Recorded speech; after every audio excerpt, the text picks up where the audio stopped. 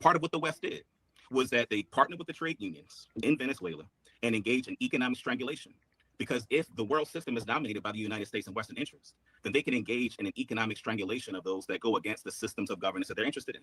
And so what Hugo Chavez was able to do was invest in development of community-based hubs of organization, such that when he passed away and Maduro took power, that a part of when there was the extreme strangulation by the West, right, at the zenith of the partnership between those trade unions, what ended up happening was they were able to organize some of the resources to deal with the economic oppression they were dealing with because of the investments that Hugo Chavez and his regime had made to those communities that would have otherwise starved as a result of it. That was Davon Love. One of the arguments that a lot of socialists make is that there's these U.S. installed regimes, but there's a lot of Western influence.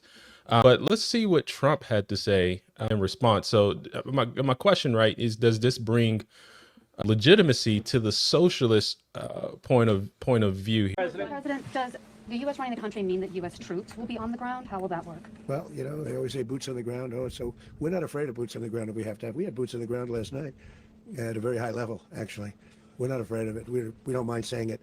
But we're going to make sure that that country is run properly. We're not doing this in vain. This is a very dangerous attack. This is an attack that could have gone very, very badly. We could have lost a lot of people last night. We could have lost a lot of dignity. We could have lost a lot of equipment. The equipment is less important, but we could have lost a lot. And we're going to make sure that this is proper. We're there now. We're ready to go again if we have to. We're going to run the country right. It's going to be run very judiciously, very fairly. It's going to make a lot of money. We're going to give money to the people. We're going to reimburse people that were taken advantage of. We're going to take care of everybody. It's very important. We couldn't let them get away with it. You know, they stole our oil. We built that whole industry there, and they just took it over like we were nothing. And we had a president that decided not to do anything about it.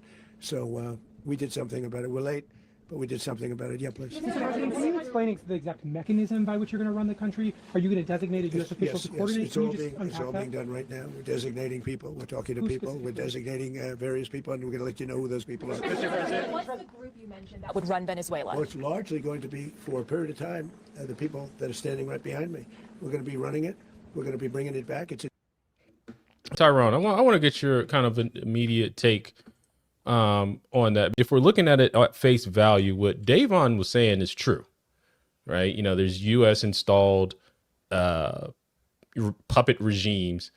But, you know, as we opened up the show today with a mashup of people, one, rejecting the Maduro dictatorship, but also celebrating that he was captured. Well, we don't have to combat it. It is the reality. And it's the same thing that socialist countries do. China, the USSR, they propped up Cuba, okay? And they had a great deal of influence and strategic interest in Cuba. Cuba started to influence South America. China influences African countries, okay, and other Asian countries. This is what countries do. It does, and this has been the case since the existence of countries.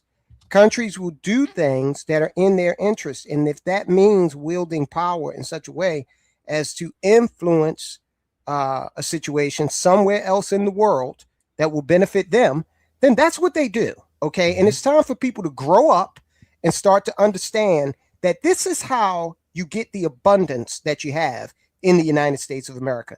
This is how you're able to walk into a Walmart and have an overwhelming selection of junk food, for example. This is why you're not paying $7 a gallon, unless you're in California living under that socialist regime, for a gallon of gasoline. So we need to, and if you don't like that, then here's what you can do. You can opt out.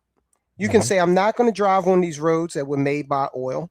I'm not going to use plastics. I'm not going to use gasoline. I'm going to go back to a 16th century version of life, sans conveniences. Okay. Now, here's the other truth.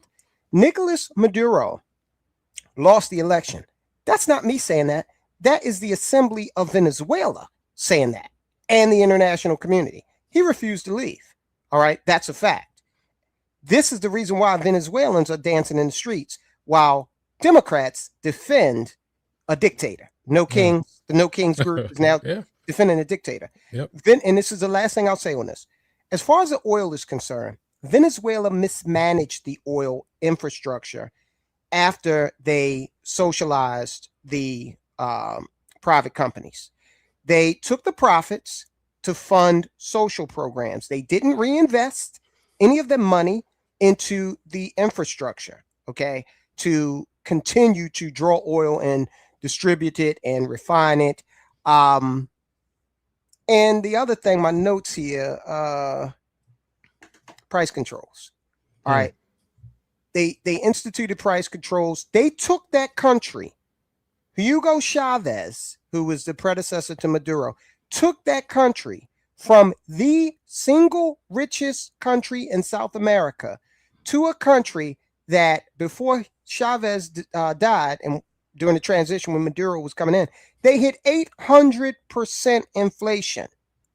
People were literally, women and men, you talk about OnlyFans, were selling their bodies to get money and getting animals out of the Caracas Zoo to slaughter and eat.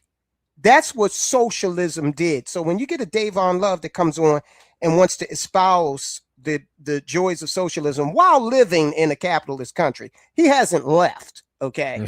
He lives right here in America.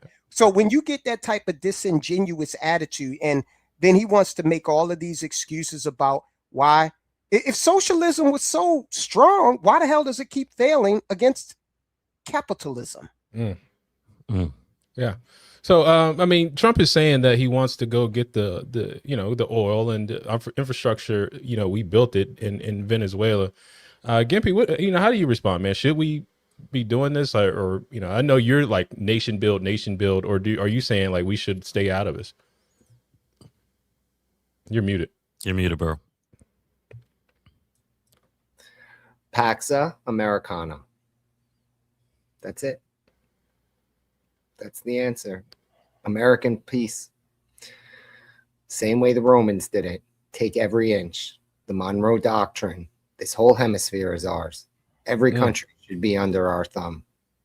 I'm sorry. This concept that the biggest players on the block who have to fund everyone else don't get to tell everyone else what to do seems to be the most reverse nonsense ever. If we pay for it, if we keep it going, we tell you, you don't tell us. That's how it goes. And since America is the biggest guy on the block and all these countries need us, we tell you. So if we want Venezuela because it was a problem and we want to give it back and do what we want, we'll do it. At this point, it's not about morals. It's not about democracy. It's about the life of everyday citizens in America. So God bless. Next is Colombia, Mexico, Canada, watch out, all of them. This should put every country in the Western Hemisphere on notice that in less than 3 hours, we can wipe you out. In less than 3 hours, we can wipe you out. We don't have to use a nuke or any massive bombing tactics or wipe out whole cities. Strategically, using all 3 points of our triad, the Air Force, the Navy, and our armies, we can find your leaders, take out your Navy, take out your military, and you'll be able to do nothing. Remember, Venezuela was surrounded by the most state-of-the-art anti-air defenses in the entire not Western world. I mean, I don't know, the other side of the line. Iranian, Chinese, Russian, they invested in that country. It's their escape country. A lot of people are postulating that he took out Venezuela now, so when Iran falls under these protests, the Shah has nowhere to run. The Ayatollah. Take him in. Yeah. Russia's not going to take him in because they don't want to deal with messing up the peace treaty stuff with Ukraine.